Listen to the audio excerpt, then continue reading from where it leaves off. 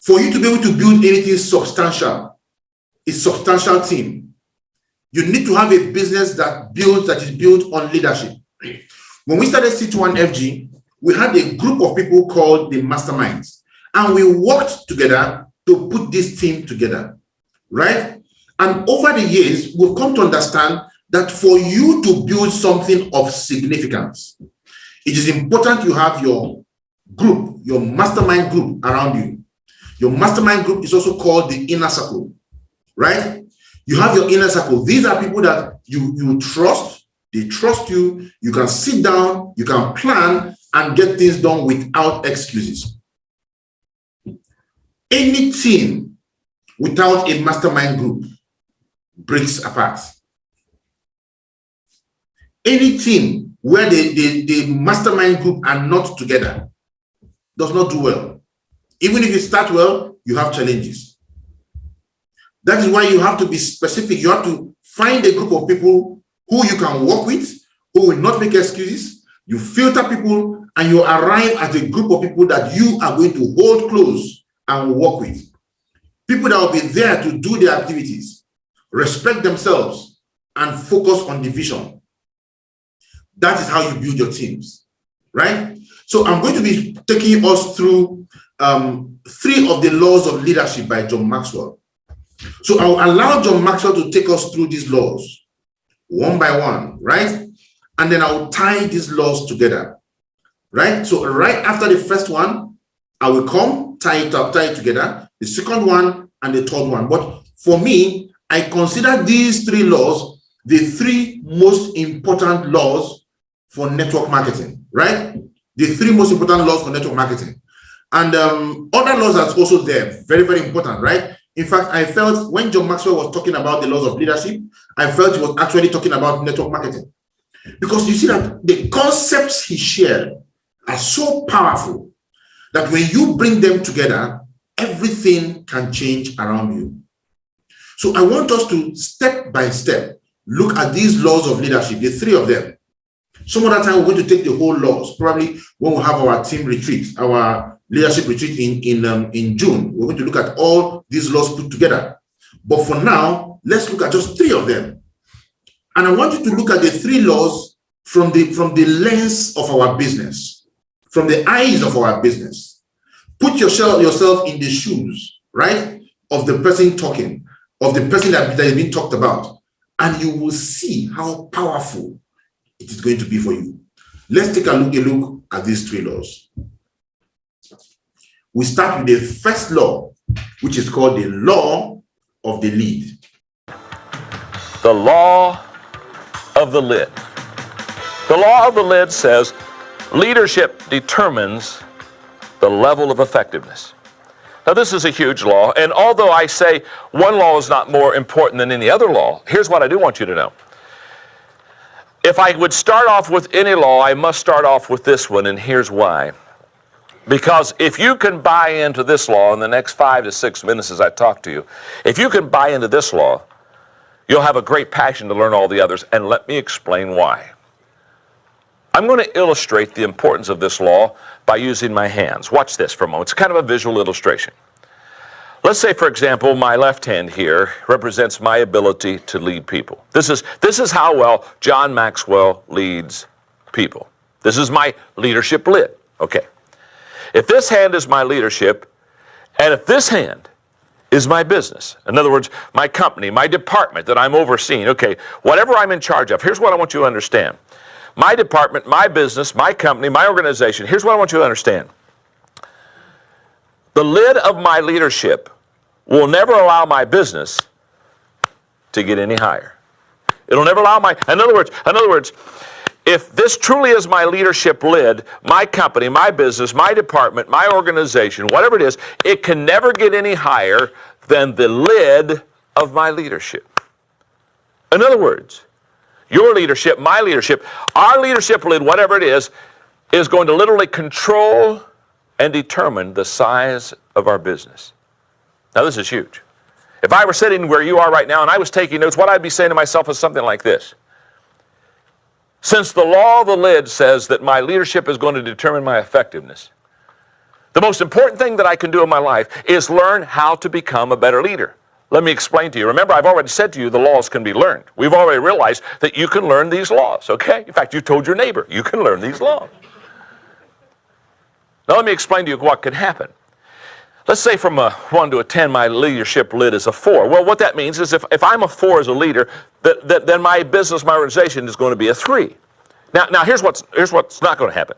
If I'm a 4 as a leader, my business or my organization is not going to keep going above that lid and go to a 4, 5, 6, 7. It's never happened. In the history of mankind, the organization has not grown beyond the lid of the leadership of that organization. The leadership contains and controls and determines the size of the business. Now, so if I'm a 4, you look like a great smart audience, so I'm going to ask you a question. If I'm a 4 as a leader, what's my organization going to come to that I lead? But what's my number? 3, 4 max, isn't that right? Can't be any higher. What it's not going to be a 5, 6, or 7 because my lid is a 4. Now, the good news is I can learn to lead. So here's what I'm saying. If I'm a 4 as a leader and I've got a 3, 3.5, maybe, max, maybe a 4, I doubt, company or organization, here's what I want you to see. If I go from a 4 and I start learning leadership to a 5, to a 6, to a 7, all of a sudden, now look what happens. I have capacity for growth. I have potential for growth. My company can go from a 3 to a 4 to a 5 to a 6. In other words, here's what I'm saying. You can literally double the size of your department. You can just double the size of your company by just lifting your leadership lid. And every one of you here, everyone that would watch these tapes, I want to say this to you. You can lift your leadership lid.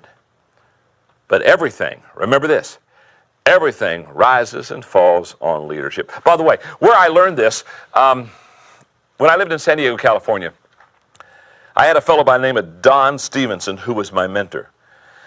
And he was the president of Global Hospitality, and that Global Hospitality literally would buy, they would buy resorts that were going bankrupt. Resorts like La Costa, Greenleaf, any kind of major resort across America that was going under financially. What we found was that this company, Global Hospitality, they would come in and they would buy the company. Okay, now get the picture. Here we are.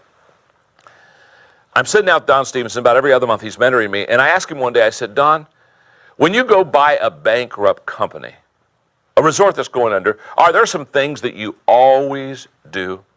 And I'll never forget. He looked at me and said, John, he said, yes, there is. He said, when we go into a bankrupt company, he said, there are 2 things we always do. And I looked at him and said, 2 things? He said, yes, absolutely. He said, the 2 things we always do is, he said, first of all, we train all the people that are in the service business, the employees. In other words, the guys that are out there when the cars pull up and they're unloading the luggage. He said, we train them all in relational skills. In other words, we train them, we talk to them about how to remember names, how to get along with people. And he said, the reason we do that, the waiters, the waitresses, the people behind the checkout counter, on the grounds. And he said, what we found is 90% of the people who do not return to the resort after their first visit had a bad experience with the employees of the organization. They weren't treated with great respect, or they weren't taken care of well. And so he said, what we do is we go through and we train all the people. Now what I'm doing, I'm sitting here and I'm taking notes, and so I'm writing down to me, make sure that you've trained all the people in your organization. Okay. He said, the second thing we do is, he said, every time we take over a bankrupt company, he said, we fire the president. And I don't write that one down. And I look at him and say, what do you mean you fire the president? He said, John, he said, every time we take over a company that's going under, he said, we fire the president. I said, well, that seems a little harsh, isn't it? I mean, don't you first go see him, you know what I mean? Go sit in the office, light a fire in the fireplace, hold hands, do a little kumbaya, you know what I'm talking about? No. He said, John, he said, we fire the president. And I'm pressing him a little bit more, and I can remember, because he was eating the salad. He was just looking down, eating the salad, talking to me. And he stops, puts his fork down. Now he's looking at me. He's a little bit ticked that I'm not catching this, And he's looking at me, he said, John, listen to me. He said, if the president were any good, the company wouldn't be going bankrupt. The first thing we do is fire the president. I remember finally saying, okay, fire the president. You know what he was teaching me that day? He was teaching me The law of the lid. What he was really saying to me is that it's an absolute fact that in any organization, everything rises and falls on leadership. And the leadership of that organization will determine the size of that organization. And so therefore, when you have a good company that's thriving and doing great business and excelling, you've got good leadership. And when you've got a company that's stagnant and it's going downhill and it's not going well, I can promise you, you have bad leadership. Everything rises and falls on leadership. Now let me tell you what that law did for me as a leader. That day when I walked out from the table, after listening to Don talk to me, that day what I realized was that I was responsible as a leader. That I had to now take responsibility for my organization, I had to take responsibility for my people, I had to take responsibility for the success of my company, that I couldn't go and blame someone else. I read a statement recently that's just powerful. Here's what it is. It's easier to go from failure to success than it is to go from excuses to success. That's a tremendous statement. And whenever as a leader I begin to make excuses for why my company is not doing well or why my organization is not doing well, and I began to go say, well, you know what, I mean, we're in the wrong location and we got the wrong people. And listen, cut the excuses out. If you're the leader, learn to lead and take responsibility for that leadership. Here's the good news. You can grow as a leader. You can become a better leader than you are right now. That I promise you. But take responsibility. Because the law of the lid says the organization or the company cannot rise any higher than your level of leadership. The law of the lid is a huge law. So if you'll notice in your workbook, I have some questions. Just some simple questions. Questions that I want you on your own to ask yourself. Questions such as, what is the lid number on my leadership? From a 1 to a 10, where am I? Question number 2. I love this one. Would those around me agree with my assessment? Get your leadership team together. Hey, by the way, let me just say this. If you know, when you're kind of evaluating yourself, if you put down that you're probably from a 1 to a 10, you're probably like a 9.5. And you ask your team, you get your team together and say, what do you think my number is? And they say you're a 2.5. You're probably missing something. So let those around you evaluate and assess your leadership. And then question number 3, what is my plan to increase my lid number, my leadership lid number? How am I going to grow it? Because I have found that this is absolutely key. The ability to prepare and do curriculum like we're doing here so that you can grow as a leader. I mean, how am I going to grow my leadership lid? And question number 4, what are the lid numbers of those that work with me? That's a great question. Those that are around you close, because one of the laws we'll study in the 21 irrefutable laws of leadership is the law of the inner circle. And the law of the inner circle says those closest to me determine the level of my success. So what are the lid numbers of those around me? And then question number 5, what is my plan to increase their lid numbers? What's my plan? How am I going to increase the lid numbers of those around me? Law number 1, the law of the lid. So law number 1, the law of the lead. The law of the lead. I want you guys to go to the chat room and tell me how that law makes you feel. Tell me how the law makes you feel. The law of the lead. How does it make you feel? L-I-D. Lead is L-I-D, right? Not L-E-A-D. The law of the lead says that your leadership ability always determines your level of effectiveness and your potential impact on your organization. Right? Now, you see, we have a lot of smart people, talented people who are really not doing so well in our business. Why is that? It's because of the leadership limitations they have, right? Because of the leadership limitations. And this is one reason why a lot of people are not doing so well.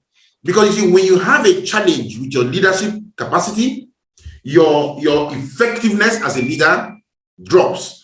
And that means that your team also drops, right? Now, for you to reach a higher level of effectiveness, one thing you want to do is to begin to build your leadership. How do you build your leadership? How do you raise your lead level, right? We have different trainings that holds. We have the masterclass. We have the cell meetings. We have the physical masterclass that holds. All these are things that you do step by step, right? You have the videos and things you watch, things that you do step by step to build your leadership level. And if you are not doing what it takes to build your leadership level, then you're not in business. It tells you that you must be responsible for your team. You must be responsible for your team. If you today have a bad business, the business is bad, not because there's a problem anywhere, because in this same situation where you are saying business is bad, people are cashing out. It's all about your lead level. It's all about your capacity to lead your team. It's all about your capacity to lead yourself. It's all about how well you have developed yourself. Are you developing yourself? Or are you that person who is just there reacting to whatever is happening around you? If you want to grow a successful business in network marketing, it starts with leadership. It starts with leadership, and it starts with you becoming a better leader. You being in front of every other person. I remember a story of Napoleon. When Napoleon was being asked, how come you were able to turn these bad soldiers around, and make them become warriors? The guy said, you don't have bad soldiers. He said, what you have are bad generals. So you give a batch of amazing soldiers, put them under a bad general, you're going to have a very bad army. But if you have a group of bad soldiers, put them under a great general, you're going to have an amazing army. It's all about the general. Go to your team, your chat room now and type it there. It is all about the general, right? Go to your chat room and type it. It is all about the general. Who is the general in your team? Who is the general in your team? The general in your team starts from you, right? You are the general in your team. So it's all about you. My business is not working. My business is not working. Who is the general to run your business? You are the general. You are the one to take care of the team. How trained you are determines the level of effectiveness of your soldiers. If you're a general who does not attend trainings, a general who is not competent, if you are an incompetent general, you are going to build an incompetent team. That is the law of the lead. It starts from you. It's as simple as that. No matter how hard you try, you can't run away from the fact that it is all about you. Let me tell you some characteristics of bad generals, right? Which many people here will find, as something that they are familiar with. Bad generals attend meetings, don't attend meetings. Bad generals miss a lot of meetings. You might attend some, but you miss some. Bad generals are always late. You always come late, right? You call meetings, you are not showing up. You're a bad general. You come late, you're a bad general. Bad generals don't attend trainings. Bad generals don't promote activities. Bad generals don't promote the bliss calls. Bad generals don't promote events. The Lagos event is coming up now very soon on the 7th. We're going to have the event in Lagos, University of Lagos. The bad generals amongst the group now, are not even thinking about the event in Lagos. The bad generals are not promoting it. And somehow they wish, they hope that somebody will stand up in their team. You see them calling their GDs and say, can I see the attendance sheet? When you know you didn't make any invitation. For the bad generals, your teammates don't even know there's an event coming up. You see, bosses lead from the back. Leaders lead from the front. They lead from the front. Why do they lead from the front? They lead from the front because they want to guide people the way they should move. That's the fact. John Maxwell makes it very, very clear. Your team cannot grow beyond your level of effectiveness. If you're a level 5, your team cannot get to a level 5. You might get to level 4.999999, you will never get to a 5. It is all about the general. That's why we say, go to the chat room and change the name of your team. Change your name and put your team name in brackets. Bad generals heard the announcement and did nothing about it. Their names are still there. No team name attached. And your leader cannot track you, right? So it is important to understand that these laws, though basic as they may seem, determine everything that happens in your business and in your organization. Law number one, the law of the lead. If you fail at law number one, every other thing you do in this business will not work. Because you find out you are struggling. You cannot recruit your way to financial freedom alone. The reason our business can give you financial freedom and time freedom is your ability to leverage on the time, energy, and efforts of other people. And that can only be done when people see you as a leader. Now, one thing about leadership is this. You cannot claim it on your own. No. Leadership is not something you take by force. Leadership is something that the people give to you. You cannot force yourself to be somebody's leader. The moment you start forcing yourself to be somebody's leader, you become the boss and not the leader. And they are two different things. Even if the person is following you, the person is following you because you are the boss, because of the consequences of not following you. And you're no longer a leader. That means the moment you turn your back, the person can put a dagger in your heart. But when you are the leader, you are protected all around. They will follow you. They will hang around you. They want to be around you because they know that when they are with you, they receive value. They know that when they are with you, the only way to go is the way forward. They know that when they are with you, it is success all the way. That is when you know you have become a leader. So everybody needs to understand the power of the law of the lead. That is where your business starts. The law of the lead says your leadership level determines the level of effectiveness of your team. If you are not working to become a better leader, what you have just done is you have just taken a .45, load it, put on your head, and pull the trigger, power. You just shot yourself in the head. So understand this and gain wisdom. Understand this and begin to build your business. It is all about leadership. Why do you think we do our cell meetings every day? Why do you think we do the cell meetings? We do the cell meetings because we are building leaders.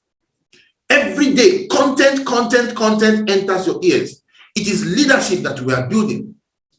That's why we do the cell meetings. Because we are building the leaders. If you don't attend the cell meetings, you limit your capacity to develop yourself. By the way, understand this. You see, you are the average of the 5 closest people to you. We have been told that over and over again. Right? The 5 people closest to you are the leadership materials. If they are not leadership materials, what that means is that they're going to pull down on your leadership level. For you to take your leadership level high, it means you need to be consistently feeding your lead level, feeding your leadership. And you feed your leadership through our trainings, mentorships, through the cell meetings, through the masterclass. You feed your leadership through the videos you watch, your YouTube videos and other things you watch, right? You feed your leadership through reading of books. That is how you feed your leadership. And you develop all around. You feed your leadership through courses, through trainings. Everything rises and falls on leadership. If you are a great leader, you are going to have a great team. If you are an average leader, you are going to have an average team. If you are a mediocre leader, you have a mediocre team. If you are a bad leader, you have a bad team. It's as simple as that. Law number 1, the law of the lead. Learn to build your leadership. It is learnable. All skills are learnable. All skills are learnable. John Maxwell was not born John Maxwell. right? John Maxwell was born tabula rasa. Tabula rasa means an empty slate, nothing inside. Every human being comes into this world tabula rasa, empty. As we come into this world, things are fed into us. As we grow, between the first 7 years of our lives, we end up getting what is going to shape our lives. But recent discoveries have shown that you can control by conscious thoughts what you end up becoming, even if you have been formed to an extent. By conscious thoughts. So if you say today, I want to become a better leader, go write it down. I want to become a better leader. Then you can start your leadership development by watching the 21 Irrefutable Laws of Leadership by John Maxwell. Read it, and then begin to practice the laws step by step. You will fall from time to time. You will fall a lot, but you know you are going somewhere. And as you strive and struggle to become a better leader, you will become one. You won't even know when you become one. You just find out that people are talking about how great a leader you are, how amazing you are, how they love to be around you, how they love to do what you're telling them. That is the power of leadership. Right? So, law number 1, the law of the lead.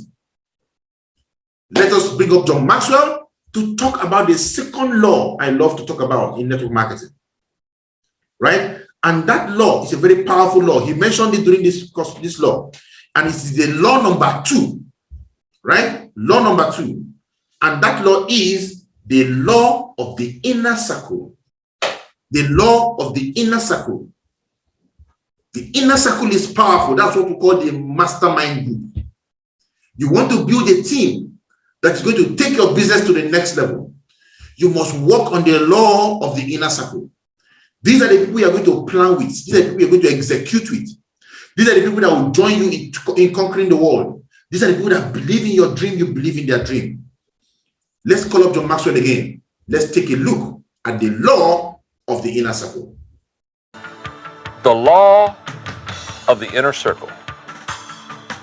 Law number 11 is the law of the inner circle. And the law of the inner circle says a leader's potential is determined by those closest to him. Your potential and my potential is going to be determined by those closest to me. Teddy Roosevelt said in your notes, the best executive is one who has the sense enough to pick good men to do what he wants done and self-restraint enough to keep from meddling while they do it. Lou Holtz, who's a good buddy, one time said, John, here's the way it works in coaching football. If you've got a bad coach but good players, you'll have a losing season. He said, if you have a good coach and bad players, you'll have a losing season. But he said, if you have a good coach and good players, you'll have a winning season. And said, John, remember, it takes a good coach. In other words, it takes a good leader, and it takes good players. And a good leader is no substitute for a bunch of bad players. And a bunch of good players are no substitute for a bad leader. You got to have them both. Now, the law of the inner circle is one that I'm very passionate about. And I want to do a good job sharing this law with you.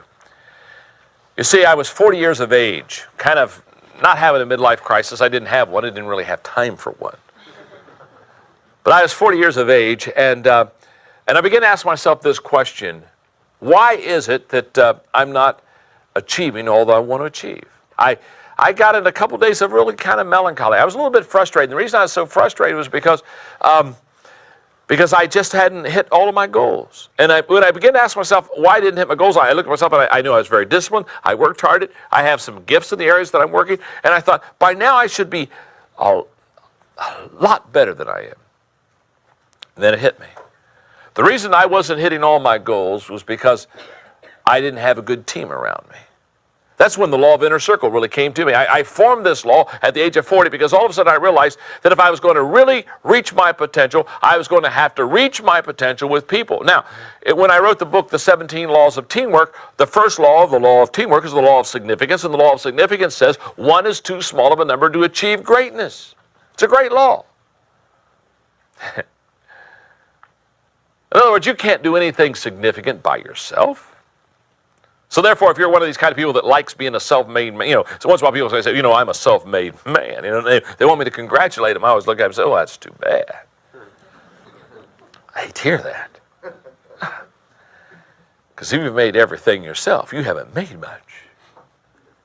You see, the law of the inner circle says, if you really want to achieve great things, you've got to bring people around you, this inner circle around you, these key players that really make a difference. And one of the things that's so exciting about team leadership, and one of the reasons I love teaching 21 laws is, as I've shared with you before, not everybody does all 21 laws well. And going back to an illustration I used on the law of navigating, if Chuck is a good navigator and I'm not a good navigator, team leadership begins to be huge.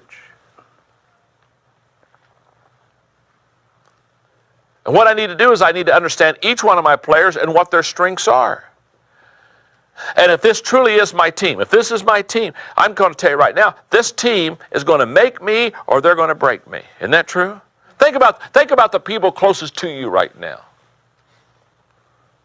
They're either your greatest asset or your biggest liability.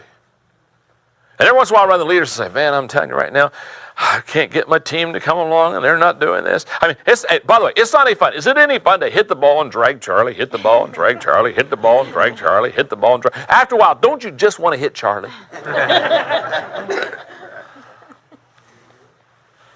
Again, in the laws of teamwork, in the 17 laws of teamwork, one of the laws is the law of the chain, and the law of the chain says that the weakest link determines the strength of your team. You've got to have a team around you. You've got to have an inner circle. And the question I would ask you is a very simple question. Look at the 5 or 7. I'm not talking about everybody in your organization. I'm talking about everybody in your department. But look at the 5 or 6 key people. And ask yourself a very valid question. Are these people adding value to me? Or are they pulling me down? This is huge. Are they an asset? Or are they a liability? I've often said to your inner circle, they carry around the company, they carry around 2 buckets. One has water and one has gasoline. And a little fire problem, a spark of contention breaks out in your organization, your department or something, and they run over and they got these 2 buckets, one with water, one with gasoline. And how they use those buckets determine what kind of a problem you have when they're done with it. I mean, a lot of them, they'll take that water and put it on that fire and it all smolders out and it's a little puff of smoke and it's nothing, and you get done, you say, oh my goodness, that was no big deal. Or haven't you had people in your inner circle? They took that bucket of gasoline and they saw this little spark of fire and they threw that bucket of gasoline on, and when they got done, the city fire department was out. I've seen it happen many, many times. I would say this about your success as a leader. Your ability to have a good inner circle around you and your ability to train them and develop them is absolutely essential to your success. So let me share with you some inner circle commitments that you need to make.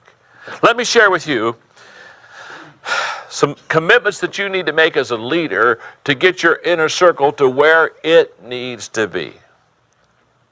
First of all, I would make this inner circle commitment to team leadership. No longer become or be the Lone Ranger. Say, I'm going to lead, but I'm going to lead with people. I'm not going to just lead people, I'm going to lead with people. I'm going to develop me a leadership team. And remember, as you develop your leadership team, as you develop your inner circle, they're not there to compete with you, they're there to complete you. They're here to make you better. And by the way, you're there to make them better.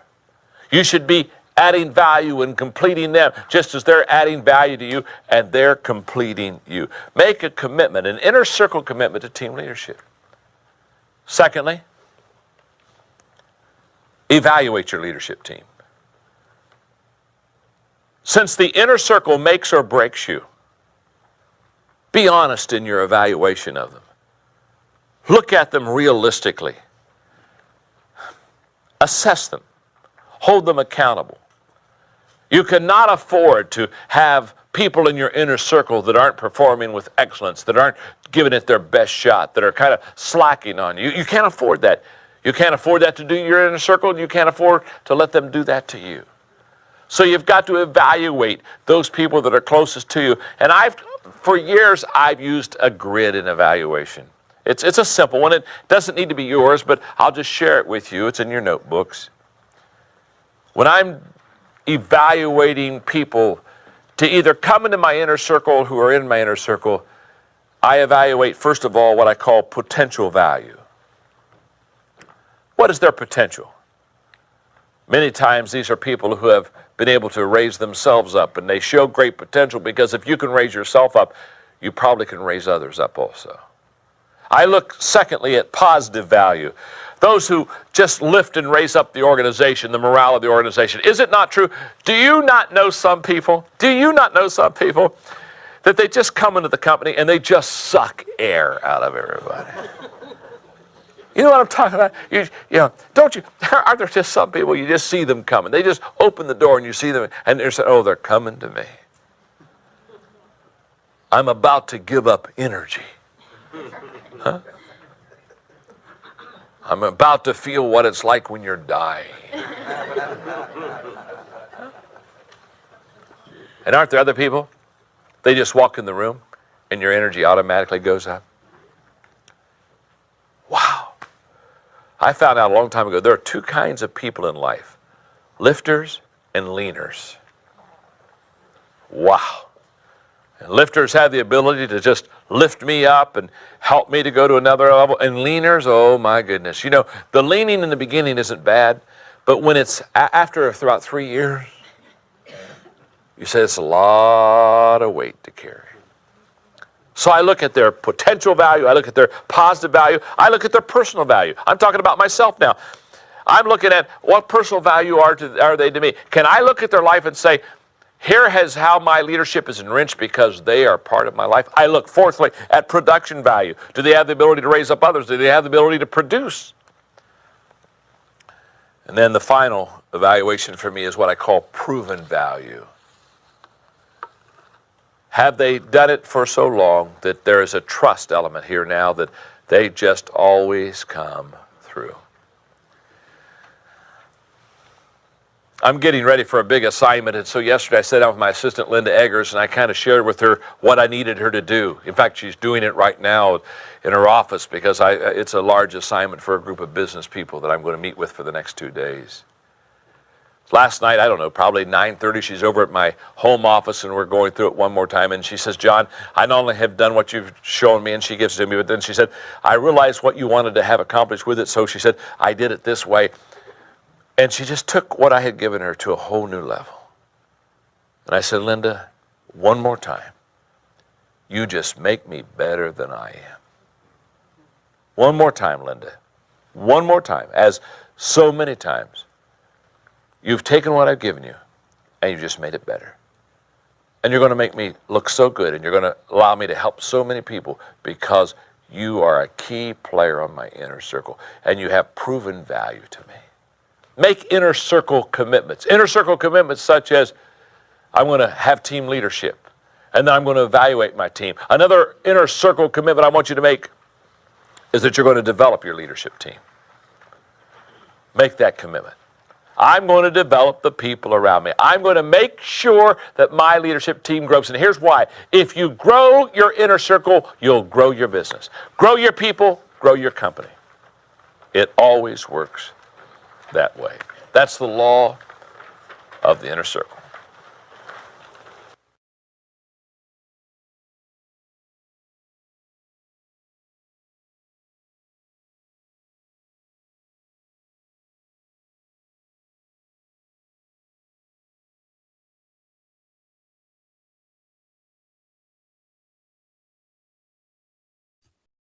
All right.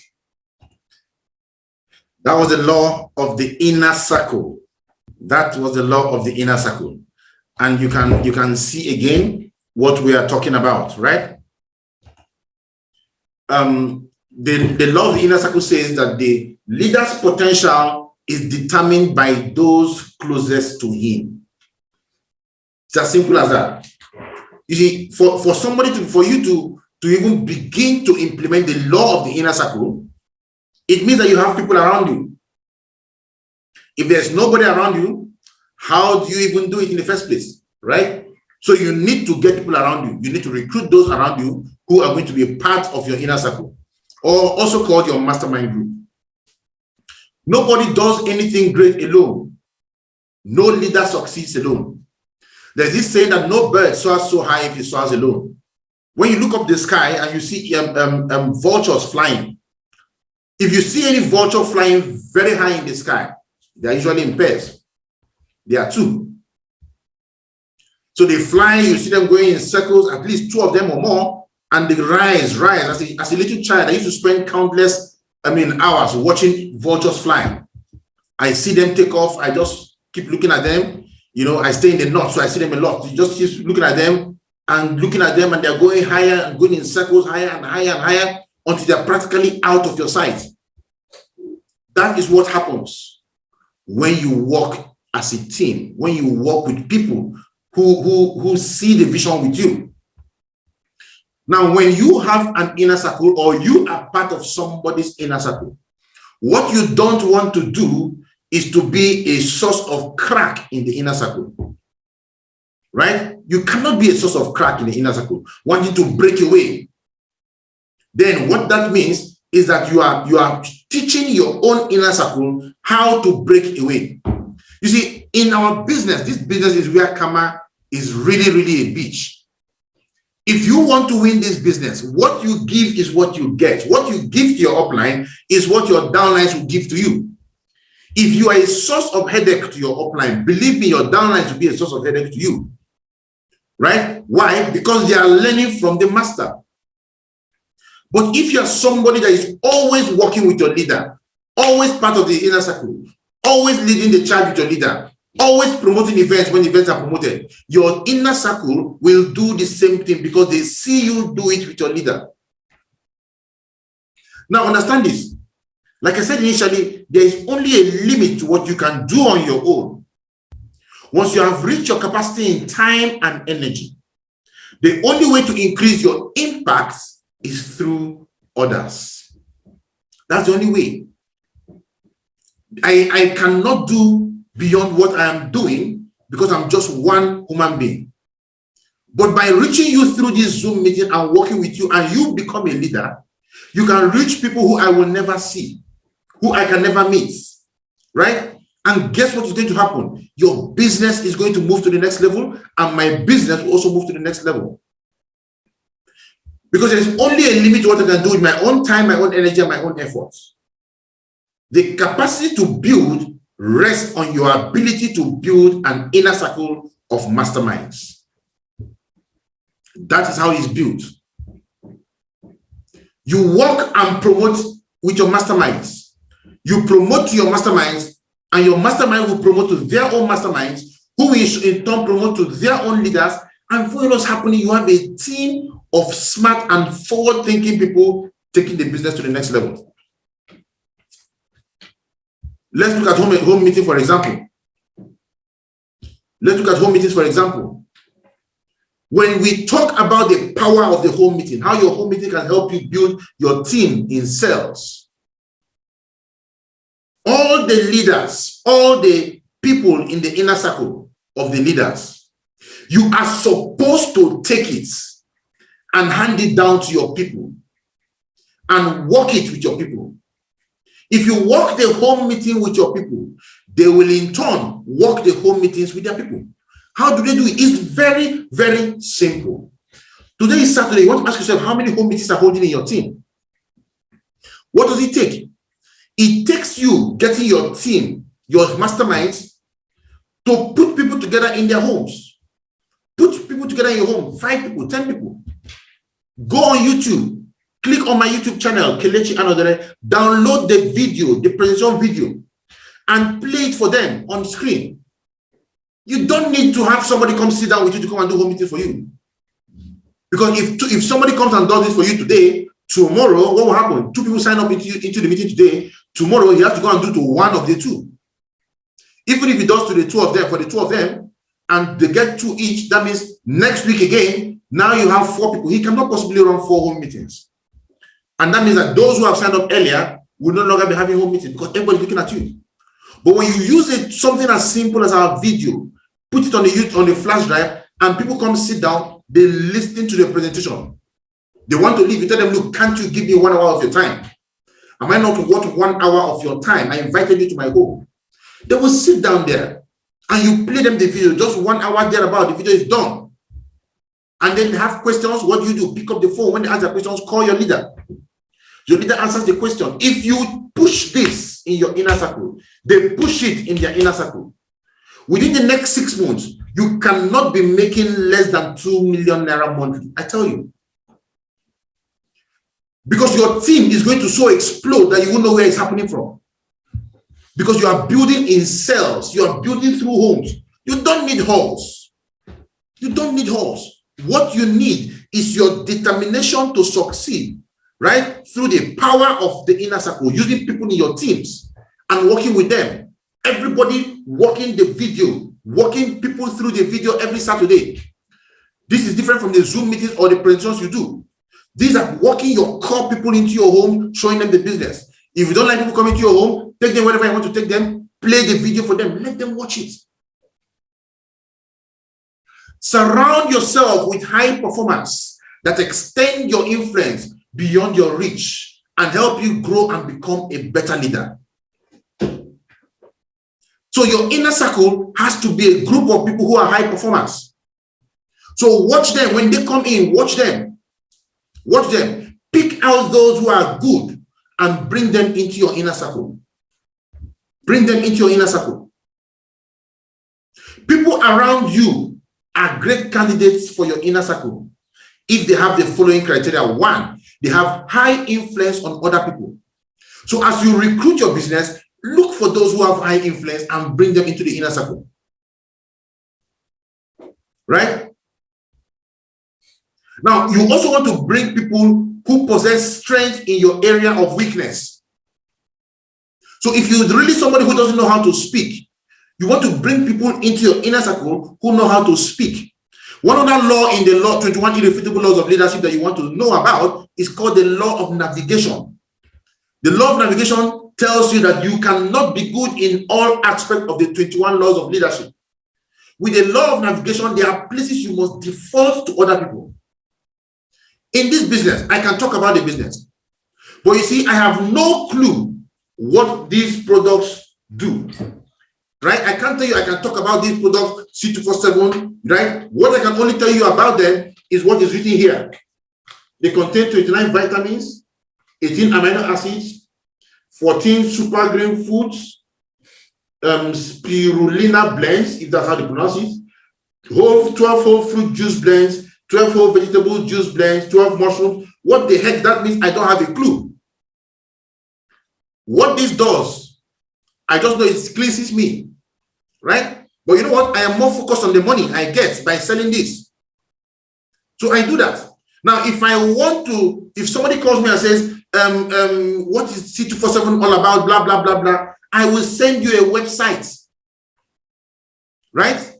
If I'm having a training and we need to talk about the product, I will call Pharmacist Oni or some other person in the team who knows about the product very well. It is navigation. I navigate towards them. Let them do that. Let them come and navigate this. So I wouldn't know everything. So there are key people I can bring in to do certain things I'm not very good at doing. That is why you have the inner circle. You have people who can plan. You need them in your inner circle. You want to also look at people who hold strategic positions in the organization, right? Strategic position. You want to bring people like that. You want to bring in people who can add value to you and to the organization. These are people who should be in your inner circle. And people who can positively impact other inner circle members. You want to bring them in. The law of the inner circle is a very powerful law because that is where you define the mastermind in your organization. If you want to win this business, surround yourself with like minds. They say lions go hunting with lions. Lions don't go hunting with chickens. I watched them yesterday or so. a deer. A deer was on top of a cliff, and two lions snuck up to the deer, and one of them dived to catch the deer. The deer jumped off the cliff, jumped up, and that lion just jumped and followed it and grabbed it mid-air. Two of them hit the ground. The other one didn't jump off the cliff. The other one ran around and came down and grabbed the other one, because this lion fell down. So it's possible he might have injured himself to an extent. The other one didn't jump. He had to go around and grab the animal very well. And they killed it. That's because they worked as one. When you see lions hunt, you understand what it means to have an inner circle around you. Not every lion in the pride partakes in the hunt. But every hunt is led by one lion, the lead female. That is who you should be. But you should have your inner circle members who are going to fight with you. When you see that you are struggling so much, it means you are doing everything on your own. When your business, you are planning something and everything is going left, right, and center, it's because you are doing everything on your own. You need to be able to delegate to the inner circle. And when you give them responsibilities, hands off. Let them do what you've told them to do. Believe in them, they will do it because you selected them well. Right?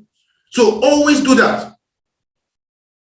You want to have team leadership. You want to lead with people. John Maxwell said lead with people. Not lead people, lead with people. You need to have people around you. Together you will lead the business. That's our business. You want to also evaluate the leadership potential of your inner circle members, right? And he gave us a couple of evaluation tools. 1, the potential value. 2, the positive value they bring. 3, the personal value, right? The value they add to you as a person. 4, your production, the production value. And 5, their proven value. You all got him explain that. These are some of the things that you need to look at when you're setting up your leadership, when you're setting up your inner circle, and develop your leadership team. It's very, very important. Develop your leadership team. You must be consistently talking to them, training them, reselling the dream to them. I was telling some of my leaders today, the reason I sit down and talk with you over and over and over again is because I am reselling the dream to you. Why do you think you go to mosque every Friday? Why do you think you go to church every Friday? It's not because you've not heard the dream, the vision, right? It is because the dream needs to be resold to you every day, at least once a week. The dream of heaven needs to be sold to you every week. If the dream of going to heaven is sold to you every week, how about your dreams here with your people here? You have to resell the vision. You don't know what somebody saw last night. You don't know what happened to him. And if you think that because you've sold the dream to him once, you don't need to do that again, you'll be in for a rude shock. So you need that dream being resold to the members of your inner circle over and over and over and over again. That is the only way they can be in the system and grow in the system. It's very, very important. So, having said that, we're going to look at the third law, which by far is a very powerful law. You see, without that third law, that other law, the law I want to talk about now, you can't get far in the business of network marketing. You will struggle, struggle, struggle, and struggle. And this is one of the laws I hug so much, because this is the law that has gotten me to where I am right now. And this is the law that is taking me to my destination in this business. This is a law that if you are wise, you want to listen very well. You want to take that law very well. And you want to implement this law as much as you can. This is a very powerful law. It's my most favorite law. It is called the law of momentum, also called the law of the big move. Let's hear John Maxwell talk about the law of momentum. The law of the big mo says momentum is a leader's best friend. I have found this to be very true. In fact, with momentum, here's what I have found. With momentum, you can solve problems so much easier than if you don't have momentum. So let's talk about it for a moment and grab hold of your notes for a moment, and I'll walk you through some fill-in-the-blank stuff, and then I want to do some teaching. First of all, many times the only difference between winning and losing is momentum. Let's understand what momentum will do for you. Just as the law of intuition gets a leader started quicker so that that leader can win the race, the law of momentum sustains the victory longer. Momentum allows you to be successful for a longer period of time. An expression they use in the sports world, and you've all heard it, is when a team has got momentum, the sportscasters will say something about like they're playing over their heads. What's it mean when they say they're playing over their heads? What it really means is they've got momentum going for them. And when they got momentum going for them, things began to turn out great. And here's why. In your notes, momentum is the great exaggerator. In other words, momentum takes what is and exaggerates it.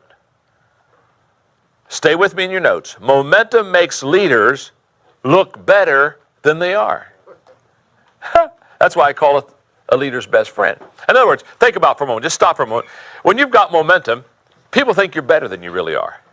And isn't it fun to be a leader and have your people think you're really better than you really are? You know, and they're just saying, oh my goodness, what a leader. And you realize that you're not quite that good. Now, you don't want to stop the momentum and tell people that. But it's a great exaggeration. It makes the leader look better than he or she is, and momentum makes followers perform better than they are. It allows followers to perform more than that. So what you always want to do is you always want to have momentum, because momentum is the leader's best friend. Now let me just do the reverse for this for a moment. When you have no momentum, or you have negative momentum, remember Paul Harvey is the one who said, you can tell you're on the road to success, it's uphill all the way. So every once in a while I run to people and say, you know what? This is just great. We're just. It just seems like everything's coming automatically. Well, that means they're going downhill, and it's only a matter of time. Now, let me tell you something. When you lack momentum, just as positive momentum exaggerates things in a positive way, negative momentum exaggerates things in a negative way. So, no momentum makes leaders look worse than they are, and no momentum makes followers perform worse than they are. In other words, momentum is the great exaggerator. If you've got it, you look better than you really are. If you don't have it, you look worse than you really are. Now, what I want you to understand about momentum is this. With momentum, it takes less energy to solve problems.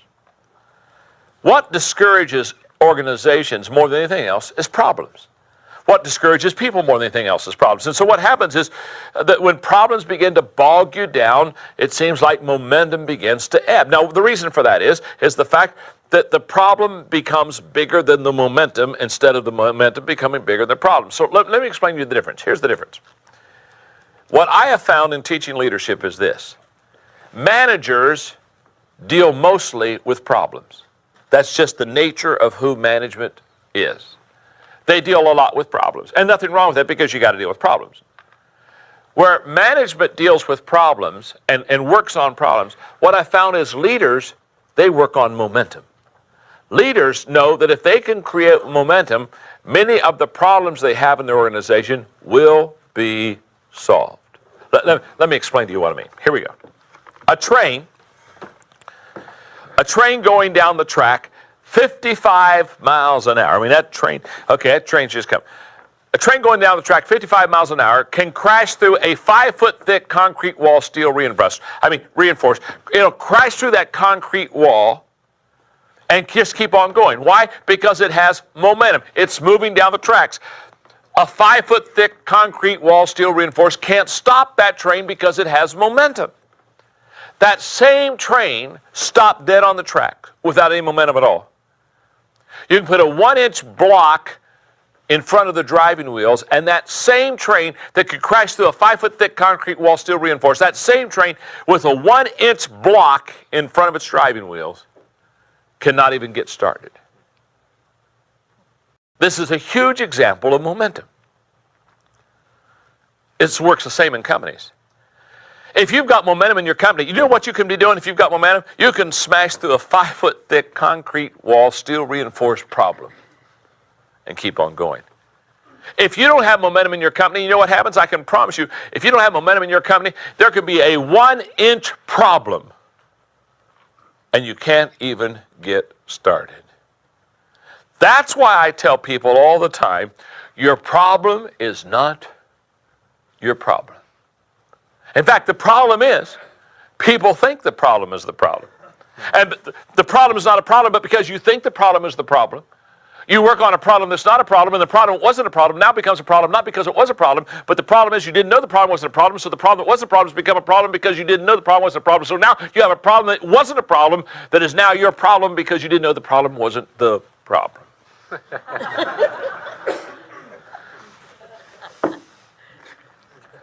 Some melancholic in the back is raising her hand saying, John, could you repeat that one more time? I didn't quite get all of it. I didn't get it. Now, here's what I'm saying, very simple. You can either spend your life working on problems, or you can spend your life creating momentum. If you're going to be a leader, you're going to create momentum, I guarantee you. You're going to create momentum because you know that momentum will solve almost all of your problems. Here's the way this works. Momentum will solve your problems, but if you deal with problems, you'll never get momentum. So you've got to get on the momentum side. And leaders understand that. Leaders realize that you've got to work on momentum. If you want to be successful, you've got to work on momentum. That's just where it is.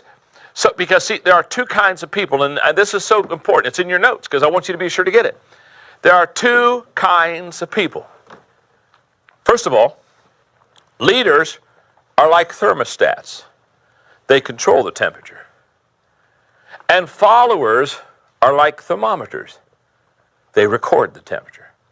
And you got to ask yourself the question, am I going to set the temperature? Am I going to create momentum as a leader? Or am I basically going to go around and record what the temperature is like most followers? And this is a very important issue. So what I want to do is I want to talk to you about if momentum is so important because it helps solve most of the problems in the organization, how do I, as a leader, create momentum for my company? How do I create it for my department? How do I create it for my organization? How do you move the big mo? In the Laws of Teamwork book, one of the 17 laws of teamwork that I write about is the law of the big mo. I talk about morale. I talk about high morale. And you know what I say about high morale? When you're winning, nothing hurts. Isn't that the truth? Boy, you see a team winning. You don't see a team walking slowly off the football field. Oh, it was a rough game. No, they're jumping up and down. They're excited. You know why? Because they got the big mo. They've got momentum. When you're winning, nothing hurts. Can I tell you something? When you don't have momentum, it works like this. When you're losing, everything hurts. Isn't that the truth? So how do you move the big mo? How do you get it going? Number one, understand its value. Understand the value of momentum. As a leader, you've got to understand, and the best way I can explain it, if you'll let me use a sports analogy again, what happens to coaches? Well, let's say, for example, I'm coaching and my team is losing, and all of a sudden we've lost momentum, and the other team is pouring up, just pouring on the points. Okay, what do teams that are losing momentum, what's the coach do when the team starts losing momentum? Calls timeout. Now, why did the coach call timeout? Very simple. They realized that momentum is getting away from them. I wish every leader would understand what a coach understands. When you're losing momentum in your organization, call timeout. It's time to huddle. It's time to talk about the issues. Don't put your head in the sand and act like it's not happening. Say, look, we're not doing well. Let's talk about it. Let's turn this around. Let's get the big mo going for us. So, number one, understand its value. Number two, figure out what the motivating factors are in your organization. Just figure them out. There are certain things in your organization that motivate your people. You say, as a leader, I don't know what they are. It's very simple. Ask your group. Get to your team. If this is my leadership team, I'm going to go down. I'm going to say, okay, let me ask you a question. What motivates you? What really gets you excited? What gives you energy? They're going to tell you. They'll tell you what motivates them. They'll tell you what momentum they need in their life to go forward. So figure out the motivating factors. Number three, remove the demotivating factors in your organization. Now, we just did the opposite.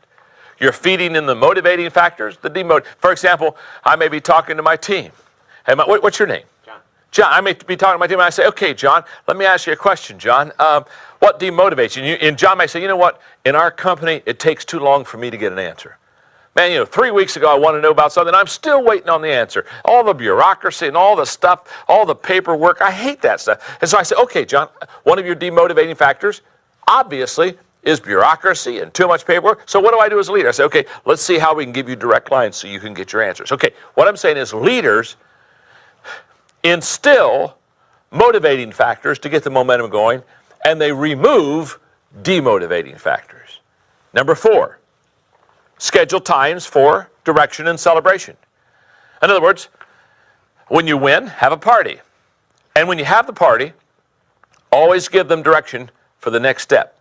One of the greatest mistakes I find in celebrating is too many organizations celebrate and it's just an end in itself. When you have a party over a victory, at the end of that party, say, you know what? Let me share with you where we want to go next.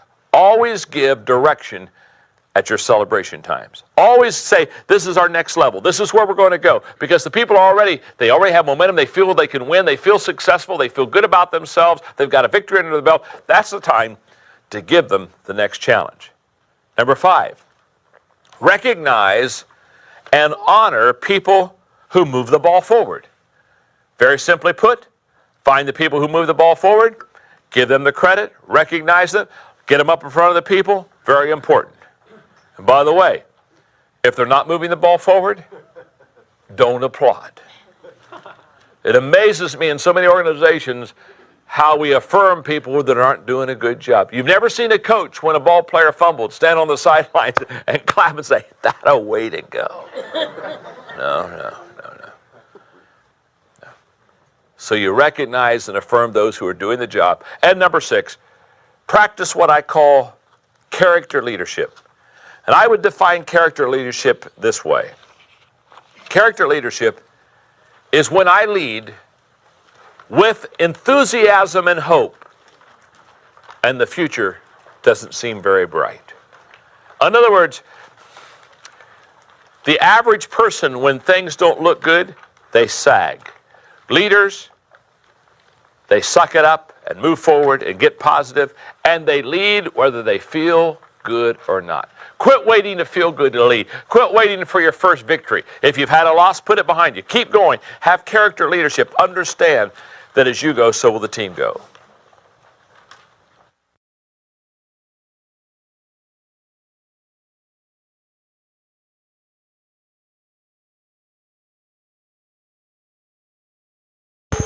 New day, new goals, let's own it.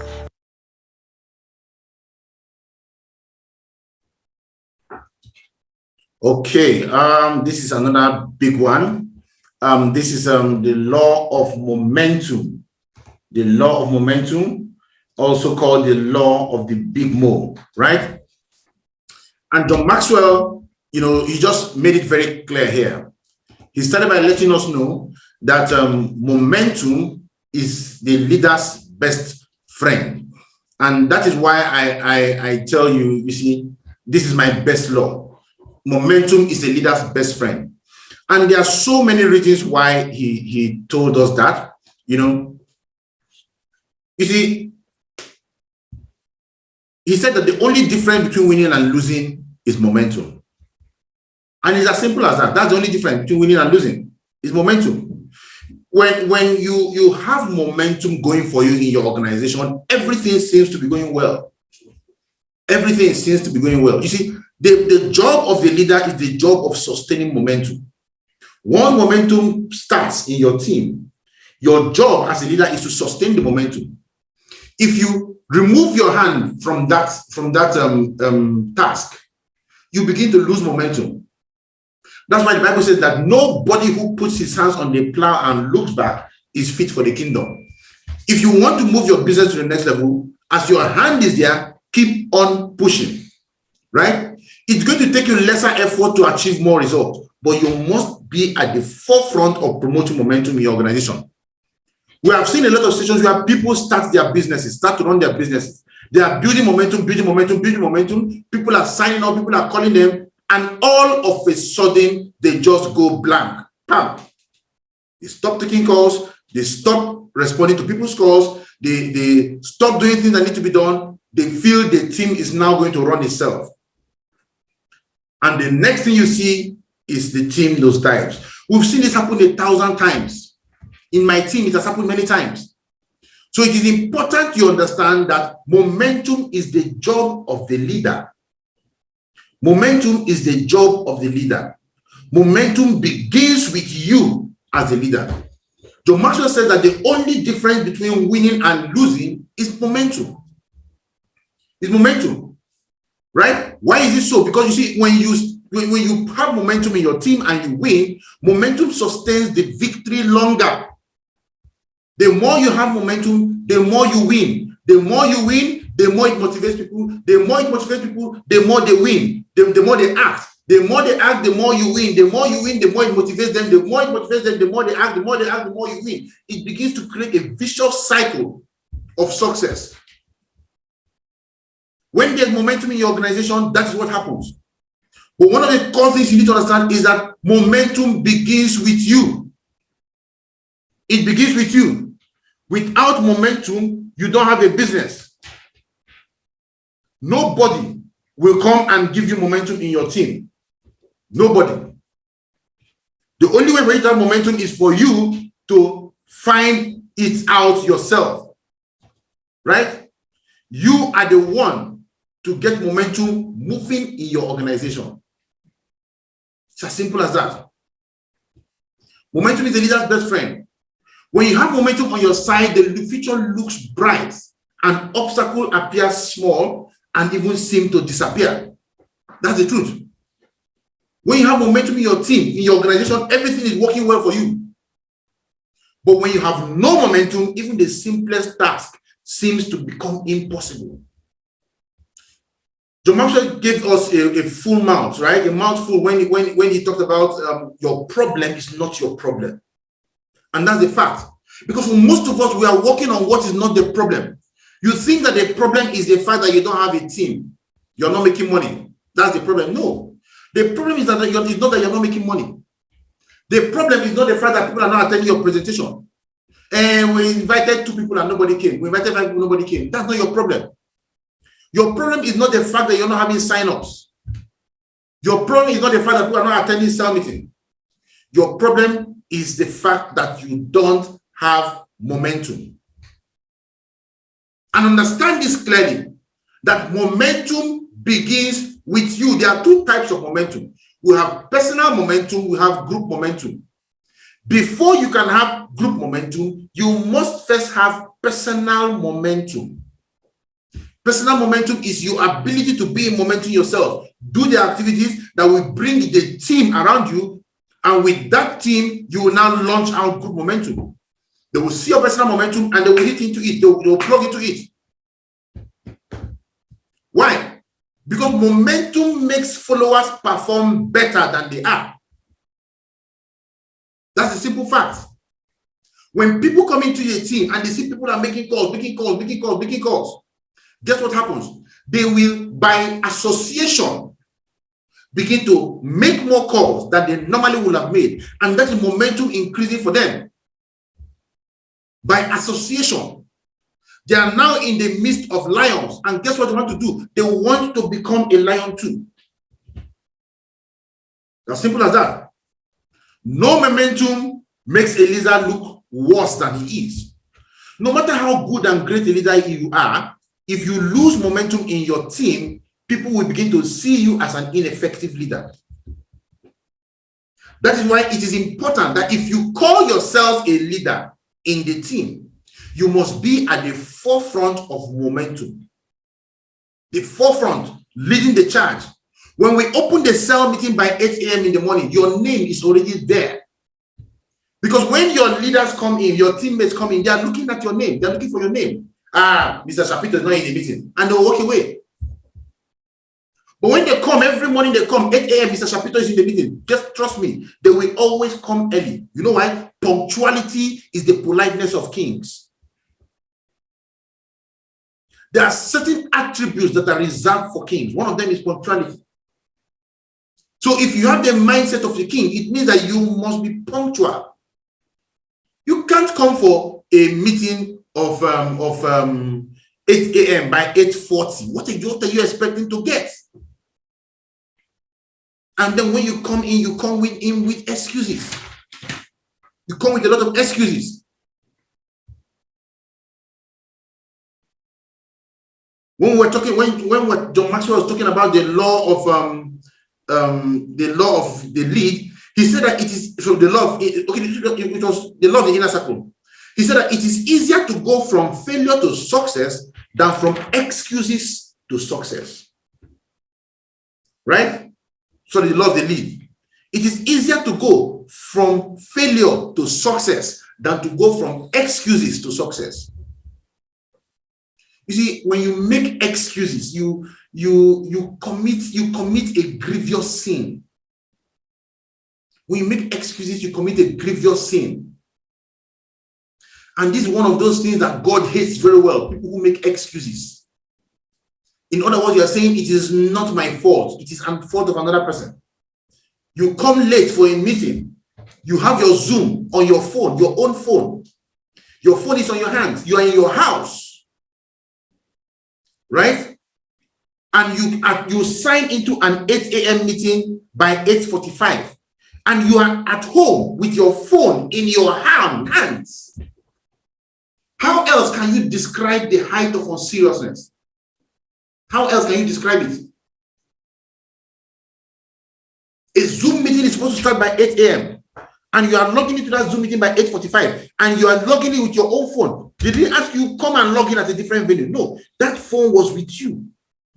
And sometimes when you finally log in, you put on the camera, you are still on your bed in your own home, logging into a meeting late, and somehow in your mind you are hoping to become successful in business.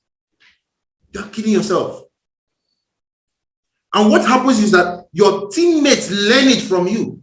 They know that our leader will never log in early, and guess what? They will never log in early. This brings you back to the law number one, the law of the lead. Your lead level is very low. You see, success does not come to you at your convenience. Success comes to you through sweat, blood, and tears. You must struggle and fight for it. If you don't do that, you're not going anywhere. That's why I love the law of momentum. Because for you to win, you must lead the charge. Write that down. For you to win, you must lead the charge. After I tell you now, put your name. That was a rema. For you to win, you must lead the charge. Now, why must you lead the charge? You must lead the charge because God has put that vision in you. That vision is not in others. You don't know the amount of vision that is in them. Right? One of the law of leadership is the law of what's that law again? What's that law? Let me see. I've forgotten what the name of the law. But the law says that the leader buy into the vision first. Right? Then the people. The leader must develop the vision. Buy into his vision first. Then the people. The law of the buying. It's called the law of the buying. But the people will buy into the leader's vision, the leader first, before they buy into the vision of the leader. It's as simple as that. So you see, your vision must be clear as a leader if you want to win. Right? You see, with momentum, it takes less energy to solve problems. Much less. So if you're not making money, what do you need to do? Apply momentum. Add momentum into your organization. We have a team meeting, a retreat holding in Lagos, a city of almost 20 million people or thereabout. Practically almost everybody in Lagos doesn't know about the Buena Vida. How many people in that meeting will enter your organization, will come into your meeting? How many? Leaders are told to make contributions. Have you made the contribution that allows your downlines to access the event? Have you? If you have not, you're not helping yourself. That's what we're talking about. What you need to do, go make that payment, then mobilize your team to invite like crazy. That is momentum at play. And you'll be surprised. You see, people join our business. Sometimes people pay, they don't even know what they're paying for. After paying, they say, hey, what is it that we paid for? They come for IPO, come for Kickstarter, and they learn it. People join because they see the momentum, they see how people are going, they see the crowd of people going, and they go and lock themselves in. The Lagos event is holding on the 7th. We have cancelled that of the 4th. That of the 4th won't hold, right? That of the island, we're going to focus on that of the mainland. We're going to do island much later, right? So let's review our invitation strategies. So for the 7th, we're having the event at the University of Lagos. How many of your teammates are going to be in that meeting? Are you going to take that as an opportunity to activate momentum? Because you see, if you don't go in strong, you're not helping yourself, you're not helping your business. By now, you should be at the peak of invitation into that program. But if you're a leader, you have not paid to secure your reservation code. What are you doing? What are you doing? It's easy to just say, I don't have money. Very easy. Now you're focusing on the problem. You're not focusing on momentum. You begin to focus on momentum when you say, I have paid for this, I pay for this, and you mobilize your team to start making invitations. And you are at the forefront of making the invitations. Then you are in momentum. So John Maxwell said you can either you can spend your life working on problems, or you can spend your life creating momentum. Because momentum solves all problems. Right? Solves all problems. Now, I want to take you through quickly a few truths about momentum. Right? About 7 truths about momentum. Number 1 truth, John Maxwell mentioned it, is that momentum is the great exaggerator. Momentum is the great exaggerator. When you have momentum in your organization, everything seems to be bigger than it really is. The second truth is that momentum makes leaders look better than they are.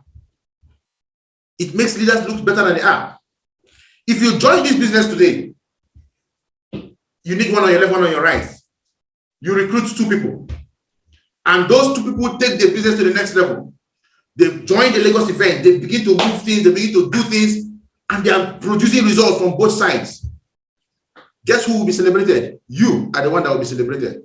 You are the one that will be recognized on stage. Even if you are not the one doing the activities, but you are going to look better than those 2. People will look at them, look at you as the leader who created those 2 people. And you will be recognized. Because you look better, because momentum is at play. Momentum also helps followers perform better than they are. Another truth. Right? So when you want to build your business, focus on momentum. Because when there's momentum, even people who are not serious with their business become serious. They begin to perform better. They begin to create more results. And by creating more results, they feed momentum. Right? They say, okay, this is possible. They feed momentum. How do you do that? You do that by promotion. You see, when you don't promote, you're not even in business. Go and look at boxing matches. You find out a boxing match, somebody is going up with over $100 million. The loser will make money. The winner will make money. They make millions of dollars. Why is it so? Because of promotion. Many of the tickets are sold even before it starts. Look at the World Cup that is coming. The tickets were sold years ago. The ticket for the World Cup after this World Cup is almost sold out too. Why? Because of promotions. Leaders are at the forefront of promotions. That is how you develop momentum.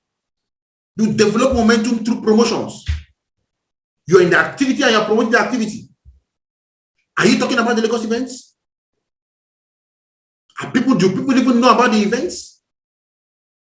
If they don't know about the event, then you're not promoting. If it doesn't seem as if I deserve to disturb people, you're not promoting. The only way you can activate momentum is through promotions. Promote among yourselves, among your leaders, in yourself. Set up activities. Be the one who is talking the most about it. Let people see you as disturbing them. Then you're going to create momentum that will build your team. Another truth you need to understand is that momentum is easier to stir than to start. You take a look at a car, you want to push a car. You struggle to start the car rolling. You are pushing, it's difficult, you are pushing.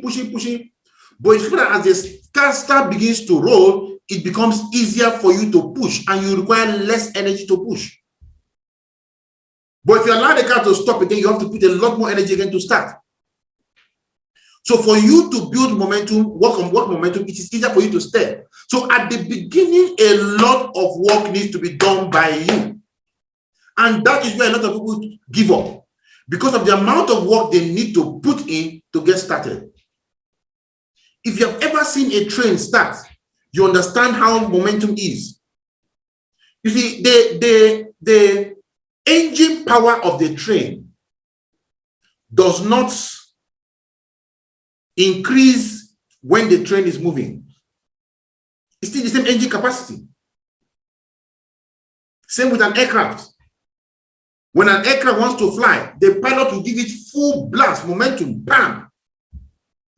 And the aircraft is now struggling with resistance, right? Struggling with resistance, with the weight and everything, trying to overcome it. That's what you will see at the beginning of your trying to infuse momentum into your team. But as that force continues to act on it, as it continues to act over time, the resistance seems to wear out. It's not as if the resistance is no longer there.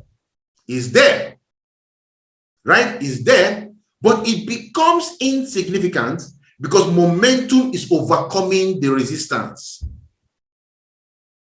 right? And then you see the speed begins to increase, and boom, the aircraft takes off. So when you put momentum in your organization, even if the resistance is there, the problems are still there, but they're no longer visible because momentum has overcome them, right? So what is now visible is the momentum. So you need to also understand the next point. The next point, momentum is a most powerful change agent. You want to change anything? Apply momentum. You want to change your team? Apply momentum. You want to recruit more? Apply momentum. You want to make more money? Apply momentum. You want to become a better person? Apply momentum. The next truth about momentum is that it is a leader's responsibility. Now, we talked about the law of the inner circle. Yes, you have created an inner circle, but if you are not responsible for momentum in your team, even the inner circle will fall apart. You are responsible for creating momentum in your organization and nobody else. Momentum is the exclusive reserve of the leader.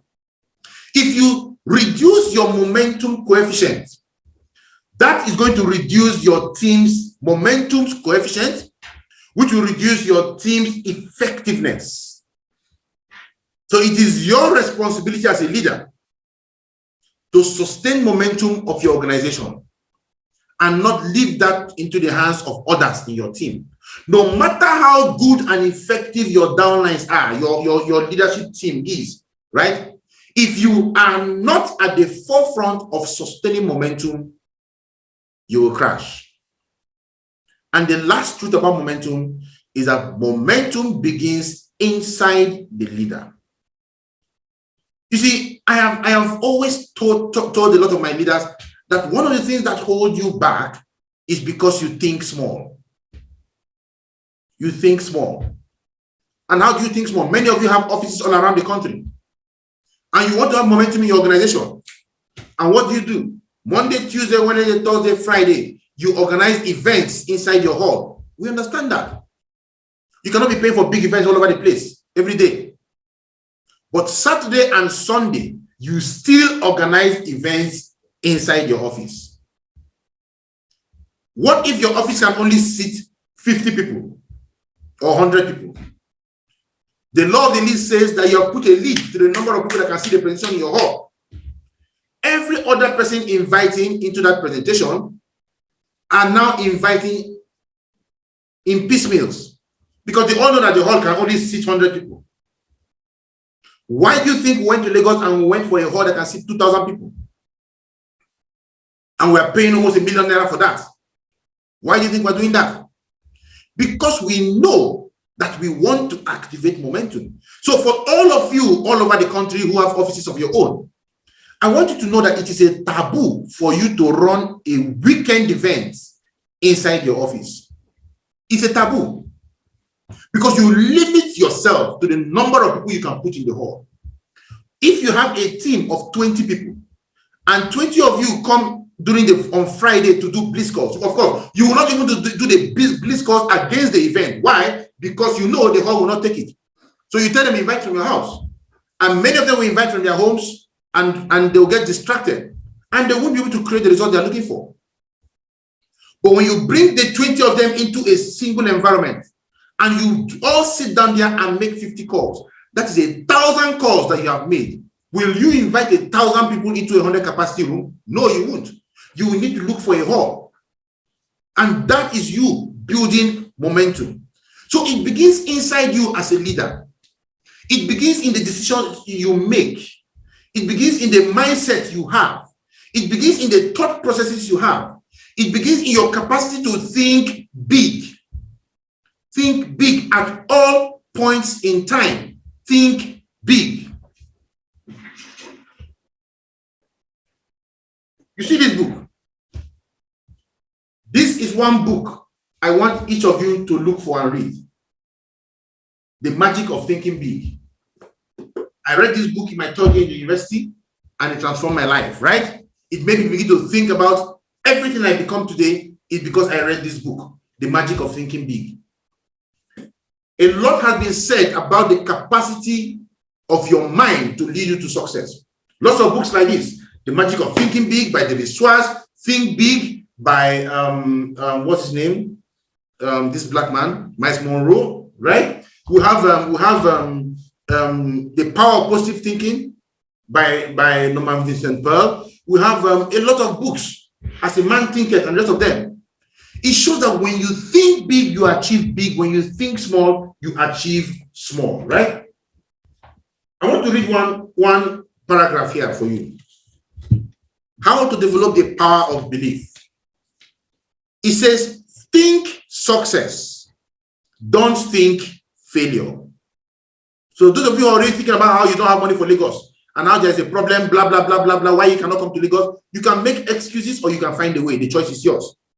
It says, think success. Don't think failure. At work, in your home, substitute success thinking for failure thinking. When you face a difficult situation, think I will win, not I'll probably lose. When you compete with someone else, think I am equal to the best, not I am outclassed. When opportunities appear, think I can do it, never I can't. Let the master thought be, I will succeed. Right? I will succeed. Let the master thought, I will succeed, dominate your thinking process. Thinking success conditions your mind to create plans that produce success. Thinking failures does the exact opposite. Failure thinking conditions the mind to think other thoughts that produce failure. The magic of thinking big. The way you think is going to affect your outcome. Right? Your thinking affects your feelings affects your actions affects your results.